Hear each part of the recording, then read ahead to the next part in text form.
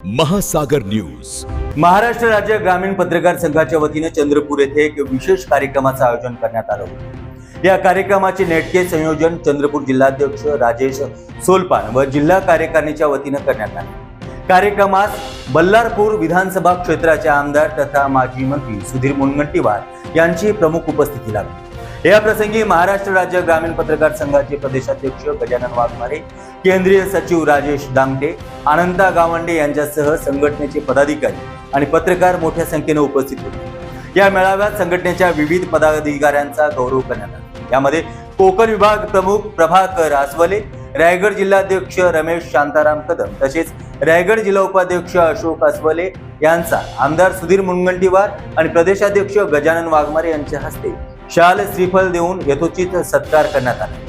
आपल्या अध्यक्षीय भाषणात प्रदेशाध्यक्ष गजानन वाघमारे यांनी ग्रामीण भागातील पत्रकारांची ज्वलंत समस्यांना वाचा फोडली. ते म्हणाले की महाराष्ट्र राज्य ग्रामीण पत्रकार संघ ही तळागाळातील सामान्य घटकांना न्याय मिळवून देणारी अग्रगण्य संघटना आहे. मात्र ग्रामीण भागात वार्तांकन करताना पत्रकारांना अनेक संकटाचा सामना करावा लागतो. त्यावरती सातत्याने होणाऱ्या अन्याय आणि त्यांच्या व्यथा याकडे शासन पातळीवरती गांभीर्यानं पाहायला गेलं पाहिजे. या प्रश्नांमध्ये आमदार मुनगंटीवार यांनी जातीनं लक्ष घालावं अशी आग्रही मागणी त्यांनी या कार्यक्रमात केली. उपस्थितांना संबोधित करताना आमदार सुनील मुनगंटीवार म्हणाले की पत्रकारिता हा लोकशाहीचा भक्कम चौथा आधारस्तंभ असून पत्रकार हे समाजाचा खरा अर्थ आहे. ते समाजातील घटकांना न्याय मिळवून देण्याचा मोलाचं कार्य करतात. तसेच लोकप्रतिनिधींच्या चांगल्या कामाची पोचपावती समाजांपर्यंत देखील ते पोहोचवतात. ग्रामीण पत्रकारांच्या पाठीशी ठामपणे उभे राहणे हे आपले कर्तव्य असून त्यांच्या विविध प्रलंबित प्रश्नावरती आणि त्यांच्या मागण्यांवरती आपण आगामी विधानसभा अधिवेशनात नक्कीच आवाज उठवू असं त्यांनी सांगितलं. त्याबरोबरच या प्रसंगी अनेक मान्यवर पत्रकारांनी आपले मनोगत देखील व्यक्त केले. कार्यक्रमाचे प्रास्ताविक, सत्कार समारंभ आणि आभार प्रदर्शनाने मेळाव्याची सांगता झाली. मी सर्वप्रथम आपल्या सर्वांना या अधिवेशनाच्या सदिच्छा देतो, शुभकामना देतो. या अधिवेशनाच्या माध्यमातून आपण विविध विषयावर चर्चा, मंथन, संवाद करत महाराष्ट्र राज्य ग्रामीण पत्रकार संघाच्या समस्या सोडवण्यासाठी एक सूर, एक विचार, एक लक्ष घेऊन या अधिवेशनातून बाहेर जाग हा मला विश्वास आहे.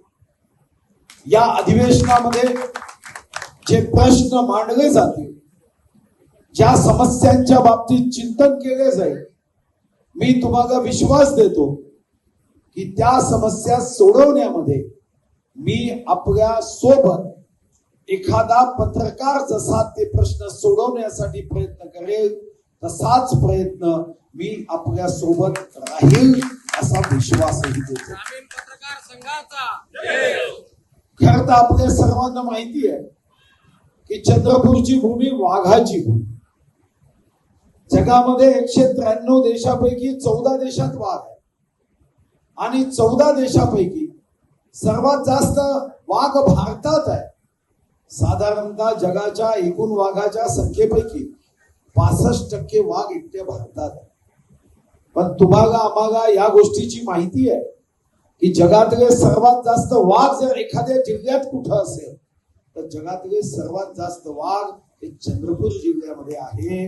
आणि म्हणून ग्रामीण पत्रकार संघ या वाघाच्या भूमीत जेव्हा अधिवेशन घेतो आहे तेव्हा मला विश्वास आहे की तुम्ही वाघासारखा पराक्रम आपल्या लेखणीच्या माध्यमातून आपला भाव व्यक्त करताना कराल असा मला विश्वास आहे. ही भूमी जेव्हा भारत चीनचं युद्ध झालं तेव्हा सर्वात जास्त तात्कालिक पंतप्रधान स्वर्गीय पंडित नेहरूंच्या आवाहनानंतर जेव्हा राष्ट्रीय सैनिक कोष तयार झाला आणि सुवर्ण दानाची आवाहनाने विनंती केली तेव्हा आपल्यापैकी कदाचित काही लोकांना माहीत असेल, काही लोकांना माहीत नसेल, तर या भारतामध्ये एक मात्र चंद्रपूर जिल्हा आहे ज्यांनी सर्वात जास्त रेकॉर्ड मोडत भारतात सर्वात जास्त सुवर्ण दान करणारा हा जिल्हा आहे.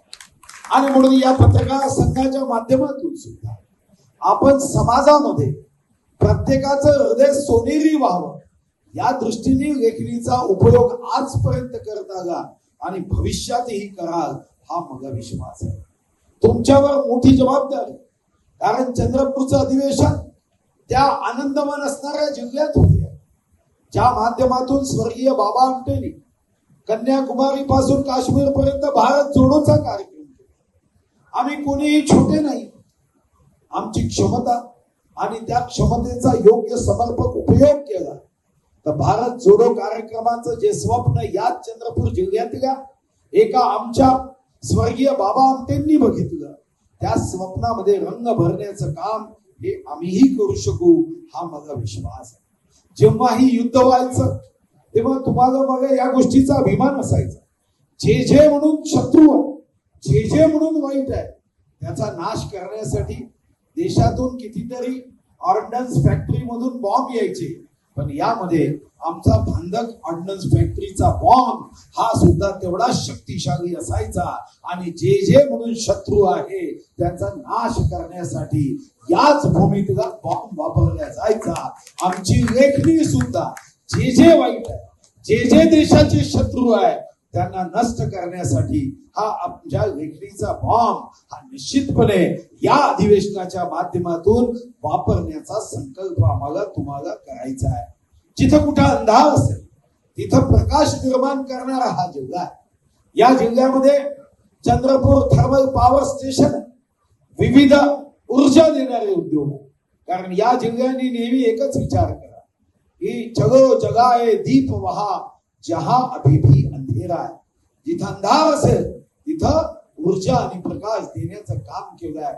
मला विश्वास आहे की या जिल्ह्याच्या भूमीत अधिवेशन घेत असताना ही पत्रकारिता, तुमची भूमिका, तुमची लेखणी समाजाच्या त्या प्रत्येक अंधाराचा प्रवास करणाऱ्या दीन दुर्बल वंचिताच्या पाठीशी उभी राहील अशी ही अपेक्षा मी निश्चितपणे करतो. करता कोळसा खाणीचा प्रदेश आहे. कधीतरी तुम्हीही ऐकलं, मीही ऐकलं की लहानपणी कोळसा खाणीमध्ये हिरे सापडले. मीही पहिल्यांदा विचार करायचो की कोळसा खाणीत हिरे का दिसत नाही, पण नंतर माझ्या लक्षात आलं अरे ज्या जिल्ह्यात 30 कोळसा खाणी आहे आपण आलेले सर्व पत्रकार हे माझ्या दृष्टीने त्याच कोळसा खाणीशी संपर्क आणि संबंध असणारे कोहिनूर हिरे आहेत की जे लेखणीच्या माध्यमातून काम करतात. ज्यांचा आता आपण सत्कार केला त्यांचं मी अभिनंदन करतो, त्यांचं मी कौतुक करतो की तुम्ही आपली लेखणी ही अशाच ऊर्जेने पुढे चालवण्याच्या दृष्टीने काम करावं. तुमचे जे प्रश्न आहे ते मग ऍक्रेडिटेशनचे असो, आधी सिक्युरिटीचे असो, जे ग्रामीण पत्रकार आहेत त्यांच्या सुरक्षेचे असो, त्यांच्यासाठी अभ्यासाच्या व्यवस्थेचे असो, शेवटी एक खरं आहे. एका राजाने जेव्हा आपल्या प्रधानजीला सांगितलं की यशाचं गमक यावर तू पुस्तक लिह, त्याने 1000 पानाचं पुस्तक लिहिलं. मग राजा जेव्हा 1000 पानाचं पुस्तक प्रधानजी घेऊन आला, म्हणाला तू याला काही छोटं करता येते का बघ. मग त्यांनी त्या यशाचं गमक याचं एक पुन्हा 100 पानाचं पुस्तक लिहिलं. राजा म्हणाला यार ये भी बडा होता, इससे भी छोटा करो. मग 10 पानाचं केलं. राजा म्हणाला इससे भी छोटा करो. मग 1 पानाचं केलं. राजा म्हणाला की एक लाइन में आप बता सकेंगे की यशाचं गमक काय. प्रधानजी म्हणाला ठीक आहे मी प्रयत्न करतो. आणि दुसऱ्या दिवशी एक वाक्य त्यांनी लिहून आणलं की मेहनत के बिना किसी को भी सफलता नहीं मिलती. जर आपल्याला यशस्वी पत्रकार व्हायचं असेल तर आपल्या आयुष्यामध्ये शरद जोशीची ती कथा लक्षात ठेवायची की जेव्हा वो चिड़िया आग बुझाने के लिए अपनी चोंच में पानी लेकर वो आग बुझाने की जंगल की कोशिश कर रही थी, जो बार बार हमने वो कहानी सुनी है, और कोई दूसरी चिड़िया उसे अपनी बड़े ईर्ष्या के साथ कह रही थी अरे पगली तेरे चोंच में एक बूंद भी पानी नहीं आता, आग बहुत बड़ी है, तू क्या बुझाएगी. तेव्हा ती चिड़िया बना गई तेरी बात तो सही है, मेरे चोंच में एक बूंद पानी भी नहीं आता, मगर जब इतिहास लिखा जाएगा तो आग लगाने वाले में नहीं आग बुझाने वाले में मेरा नाम है.